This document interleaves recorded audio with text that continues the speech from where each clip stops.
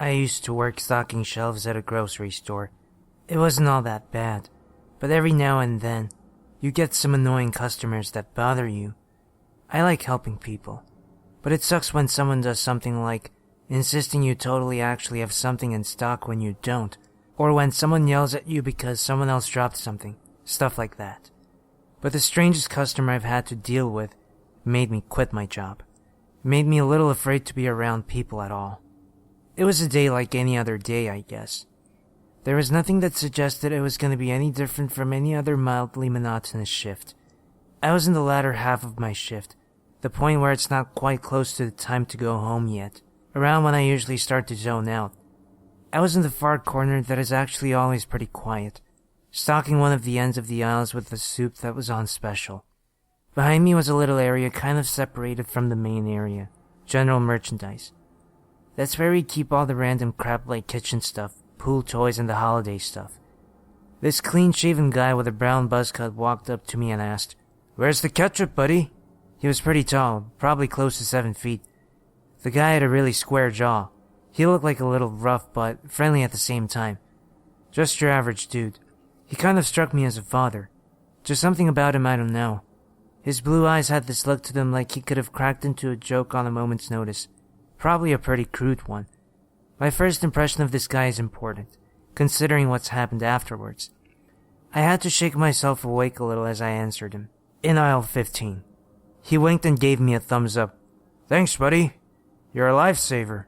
I smiled and went back to the stocking shelf, and saw him wander off into aisle 15 in the corner of my eyes. A few minutes later, after I finished putting the first box on the shelf and went to take the next off my cart, I saw the same guy was standing close by, looking down at me with this weird expression on his face. Embarrassment, I guessed. Then he smiled again. "Where's the ketchup, buddy?" I blinked. He shifted around a bit. Did he forget the aisle? Could he not find it? Or maybe we were just out of ketchup, though I doubted it. Whatever, it was no big deal, obviously. He must have been thinking about something else and forgot. Nothing to be embarrassed about. I pointed the aisle out to him that time. "Aisle 15. He winked again and gave me another thumbs up. "Thanks, buddy. You're a lifesaver." And he went to wander down the aisle.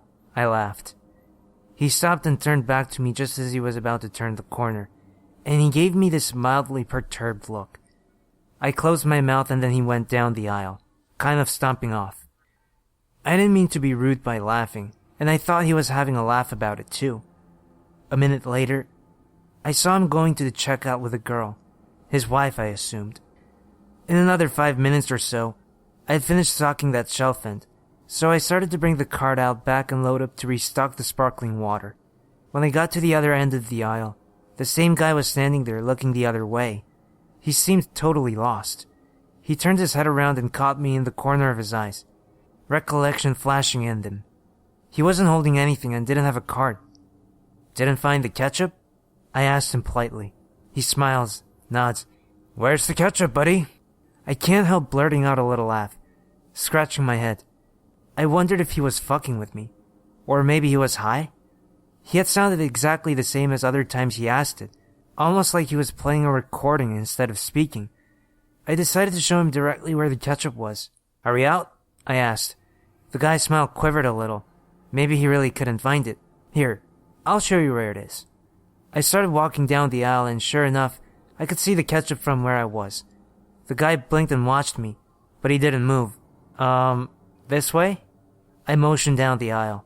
His eyes widened a little, like I was speaking in a foreign language or something. Then after hesitating, he stumbled after me. His demeanor had suddenly seemed so different from his confident appearance. He came after me shyly, like a lost kid, while I stood in front of the ketchup. The shelf was pretty much full, and if I'm being honest, there's no way someone could have overlooked it, unless they were blind or under the influence. I stood by it, and he kept walking until he stopped with a jolt right up next to me, like he didn't understand why I had stopped. He eyed me expectantly, until he opened his mouth to say something. Then his lower lip trembled and he shut his mouth again. Right here, sir." I pointed to the ketchup bottles. He blinked a few times, looked hard at me, like he was trying to calculate a 50 equation math problem in his head, scanned down my body and rested his eyes on my pointing finger. It's needless to say, it was a really awkward situation. The ketchup is there, I stammered out. His eyes suddenly lit up like he had won the lottery. His dilated pupils and his brown eyes shrunk. Then he smiled and nodded vigorously. Thanks, buddy. You're a lifesaver. And he gave me the same thumbs up. I laughed sheepishly. Yeah, happens to the best of us. No worries. I wandered awkwardly back to my cart, turning back to see him smiling contentedly at the ketchup. I loaded up some sparkling water onto my cart, but the raspy voice of Greg, the manager, stopped me.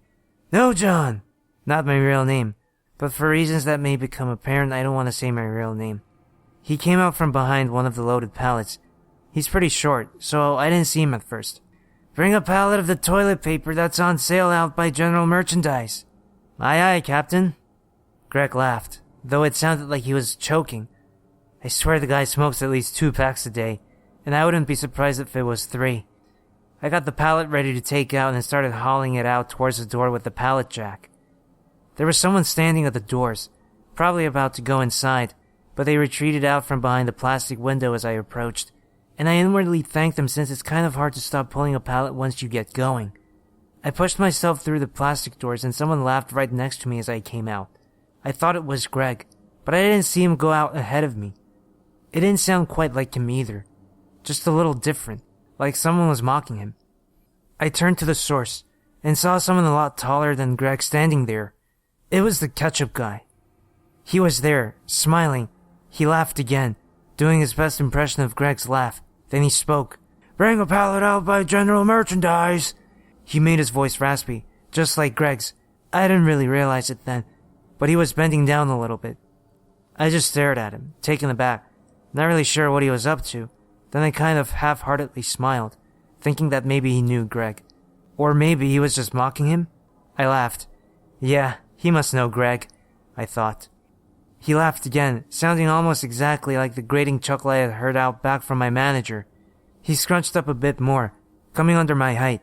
Still not sure how to react. I laughed uneasily and walked away. The guy called out again. Bring a pallet out by General Merchandise. I said something in response. Maybe, good one, or something, I can't remember, and rushed briskly towards General Merchandise. I just brushed the whole thing off as some weird joke and I had to get my work done. It was a pretty long day by then. Up until that point, I've had run-ins with stranger people. As I put the pallet in place, this young guy with a goatee and glasses came up to me. Excuse me, where's the washroom? He had a British accent. I pointed it out to him. It's just around the corner from General Merchandise. He ran off, and I noticed he had a bit of a limp with his right leg. He disappeared around the corner, running. I guess he really needed to go. I heard his heavy footfalls clack as he rushed to the door out of view, and at the same time, another set of footsteps approached from one of the aisles, strangely similar.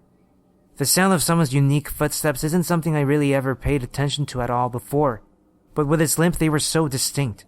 I half expected the guy that just went around the corner to somehow come from the aisle and ask me where the bathroom was again. But it was the damn ketchup guy again. He rushed right up to me. Excuse me, where's the washroom? I raised an eyebrow. He said it in a British accent, mocking the guy. When I didn't laugh or respond immediately, he looked around with a strange look. At the time, I thought he was embarrassed. I didn't laugh. Whatever he was doing, I didn't find it funny. Sir, I tried to be polite with him. I don't know what you're doing, but I'm just trying to do my job, okay? His eyes widened. He looked like he was gonna cry. My other eyebrow raised. What was up with this guy? He looked around frantically. Excuse me, where's the washroom? I thought he was genuinely asking for a second, but he still said it in his mock British accent. He had to be fucking with me, but his body language and facial expression suggested otherwise.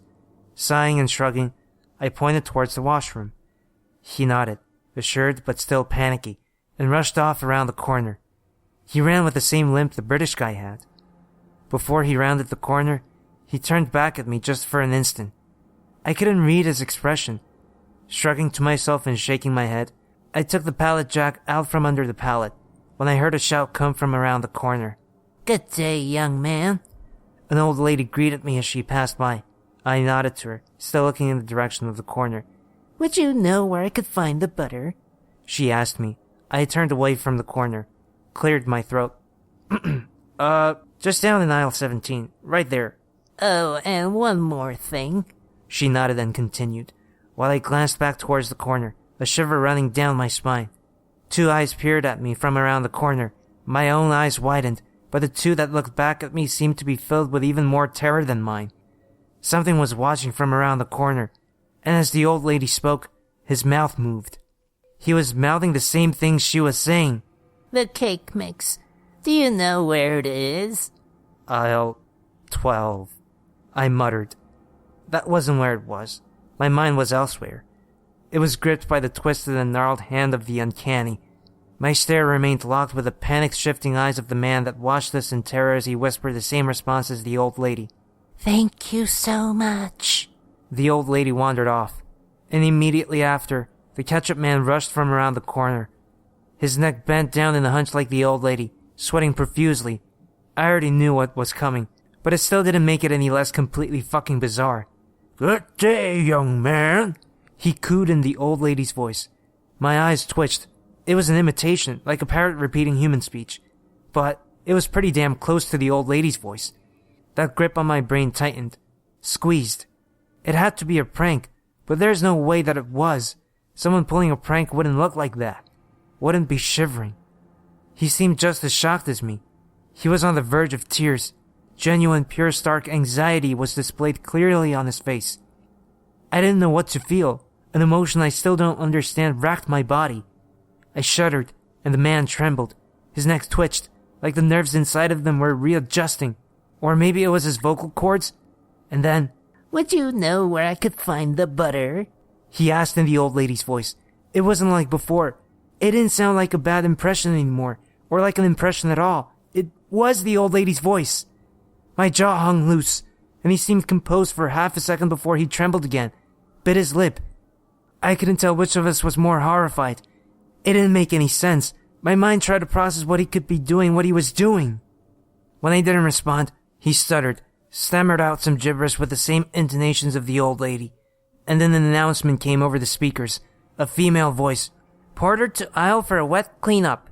The guy looked straight up, opened his mouth, let it hang, gurgled, and then he repeated the announcement. But he didn't just say it. He repeated it exactly as it had been played by the speakers. His voice had the slight mechanical tint to it that a voice coming out of a speaker did. He said it in the woman's voice. He looked down at me, smiled with wide eyes. I shouted out something at him. It was a purely visceral reaction. There wasn't any sense to it. My mind overwhelmed and recoiling from something I couldn't process. I don't know what the hell you're doing, but please, leave me alone. He jumped back when I shouted. I brought his hands up like I was gonna hit him. Tears pattered against the floor. The guy started crying. He started sobbing. His whole body was shaking like he was having a seizure. And he muttered, Excuse me, where's the washroom? In the British accent of the guy that had originally asked me the question. I looked around. Nobody else was nearby. I didn't know what to do. Who the hell in my situation would know how to respond to something like that? It was so far removed from human behavior. I could only stare. Beneath my stare, he sobbed something out. Hey, buddy. And cut himself off, his voice trailing into Greg's rough laugh. And he ran away, his back hunched over, his right leg limping. He rushed into the general merchandise area, going behind one of the shelves.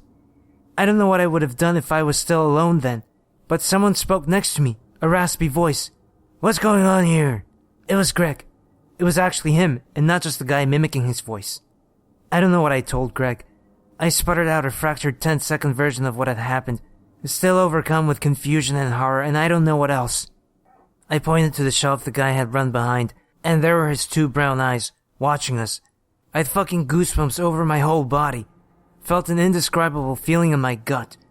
Everything about it was wrong. Greg started and muttered, What the hell? The thing whispered it back. Greg went into general merchandise, approached the guy. The guy looked like he wanted to run and hide, but as Greg asked him what he was doing and he mouthed it back, the guy came out from around the corner, squatting to Greg's level. What are you doing? The guy tilted his head at Greg as he repeated him, backing up, retreating like a cornered rabbit. Greg's eyes narrowed. I followed after him. I don't know why. I felt like something awful was gonna happen, and I was right. I really wish I hadn't. In the general merchandise area, there's this really loud air conditioner in the corner. Greg had the guy backed right up to it. Greg's a pretty no-bullshit kind of guy, so when the thing started repeating him, he wasn't having it. Listen, buddy, I don't know what you're doing, but I'm afraid I'm gonna have to ask you to leave. The guy was crying again. He laughed in Greg's laugh. What the fuck? And then, as he brushed against the air conditioner, the guy's eyes widened so much I thought they would pop out of his skull. He straightened like he had been suddenly electrocuted, and he screamed. He screamed with many voices and tones, all at once, like there was a whole crowd trapped inside of his throat and it echoed through the whole damn building. Greg backed up. I stood stock still. The guy had fallen to his knees. He brought his hands up to cover his face and sobbed, and the whole time he sobbed he kept speaking in different voices, repeating the same things that he had repeated to me. Where's the ketchup, buddy? Good day, young man. Bring a pallet out by general merchandise. Greg's laughter mixed with his own sobbing. Thanks, buddy. You're a lifesaver. He brought one of his hands away from his face. It trembled in front of him and he slowly formed it into a thumbs up. Then he laughed in Greg's laugh again and started scratching at his throat with his other hand, still keeping the thumbs up. He fell face first on the floor and curled up into the fetal position. By then, a few people had come over to see what was going on. I heard shocked gasps around me, but I didn't avert my eyes. He kept repeating the same sentences, again and again and again, sometimes mixing up the voices. The whole time he was crying. Greg uttered to me that he was going to get security. I said something incomprehensible and kept watching. I remember having a strange thought then. Scrunched up there, he looked just like a fetus torn out of the womb too early. Then the guy went stiff as a board, looked straight up at the ceiling with a deadpan expression, and he started humming. He was making the same sound as the loud air conditioner. It didn't sound like a person trying to make a mechanical sound. It sounded identical, like an echo. His whole face and neck were twitching and writhing around like it was melting, boiling, or like something was inside of it, trying to pry his own face off. He did that for about 30 seconds before looking up at me, pure despair in his eyes. Please, he said it in my voice, exactly in my voice. I gasped something out, and my bewilderment seemed to send him even further over the edge. He leaped up, hunched over and limped past me as fast as he could, rushing out towards the entrance. I watched him leave. Maybe I should have done something, but I was too utterly shocked to do anything but stare when it had happened. And even if I could have moved, what could I even have done? Greg came back with a security guard. I didn't tell him the whole story, just that the guy ran off. They laughed it off. Greg let me take a break after that. I didn't say anything to anyone the rest of the day. I quit my job that night. I don't go to that grocery store anymore, and I try to avoid strangers as much as possible. Whenever someone opens their mouth, I almost expect them to start acting like that. I don't know what happened to that man, or what he was. If he was even human, or what, I don't know. I just don't know.